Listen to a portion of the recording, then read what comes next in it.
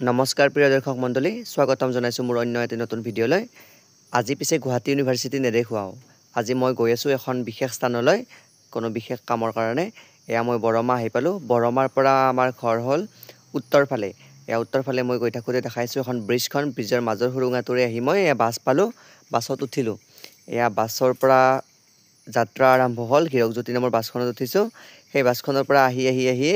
এয়া ইমান ধুনীয়া হেউজিয়া পৰিবেশৰ মাজেৰে মই আহি পালো আমাৰ বৰমাৰ ওচৰতে থকা ST John's higher secondary school আৰু মিছন আপোনালোকে মিছনত কোন পঢ়া আছে মোৰ ফ্ৰেণ্ডৰ ভিতৰত জনাব আৰু মিছনত কাৰ সন্তানক পঢ়াই আছে ইয়াতে মোক ফিডবেক জনাব লগতে হঠাৎ ধুমকেতুৰ দৰে মোৰ জুনিয়ৰ দুগৰাকীক লগ পালো এওঁলোক দুগৰাকী এটা শিক্ষয়িত্ৰী টেলেন্সাৰ স্কুলত কাম কৰি আছে তাৰ পিছত আহি এয়া মই পাঠশালা পালো পাঠশালাখনক দেখাই দিছো এনেকুৱাকৈ হঠাৎ বাছত কোনোবাক লগ পালে ভাল লাগে ন বন্ধু বান্ধৱীয়ে হওক বা ভনীয়ে হওক বা সিনিয়ৰে হওক তেওঁলোকে দুয়োগৰাকী ভালকৈ মাতিলে কথা পাতিলো আহি তেওঁলোকে নিজৰ গন্তব্যস্থানত নামিলে তাৰপৰা এয়া জানো মোৰ যাত্ৰা আৰম্ভ হল মোৰ বিশেষ গন্তব্যস্থানলৈ টিপিং থাপাংকৈ টুমটুমত এদেউ লুটানিয়াৰ চেউৰ দৰে গজগমন গতিৰে বাহনখনৰ যাত্ৰা আৰম্ভ কৰিলে তেওঁ অকলে মোক লৈ যাব লগা হল যিহেতু এইফালে পাঠশালাৰ মেইন চাৰিচক এইফালে ভট্টদেৱ বিশ্ববিদ্যালয় যায় আৰু আনফালে অন্য ক'ত যায় মই নাজানো তাৰ পিছত আহি এয়া ৰেল ষ্টেচন পালো ষ্টেচন পাৰ হ'ব লাগিব আহি যেনিবা মই বিশেষ ব্যক্তিগৰাকীৰ ঘৰ পালো তেখেতৰ ঘৰত অকমান সময় বহিলো তেখেতে মোৰ লগত যাব তেখেতে ভাত খাব ধৰিছে মোকো কৈছে খোৱাৰ কথা কিন্তু মই নাখালো তাৰ পিছত তেখেতৰ লগত মোৰ যাত্ৰা আৰম্ভ হ'ল গন্তব্যস্থানলৈকে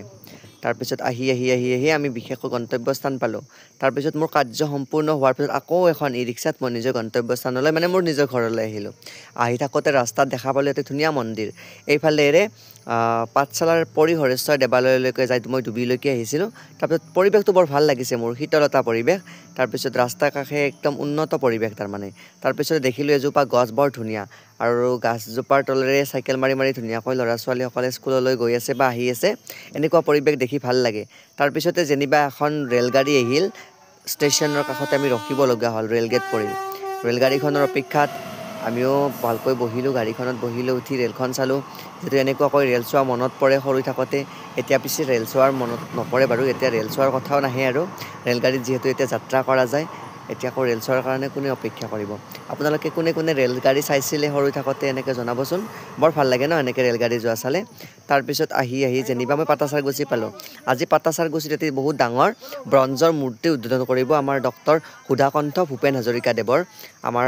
অসমৰ মাননীয় মুখ্যমন্ত্ৰী ডক্টৰ হিমন্ত বিশ্ব শৰ্মা দেৱে তেখেতক আদৰোৱাৰ সুন্দৰ প্ৰস্তুতি সকলোৱে ইয়াতে আহি উপস্থিত হৈছে ময়ো পিছে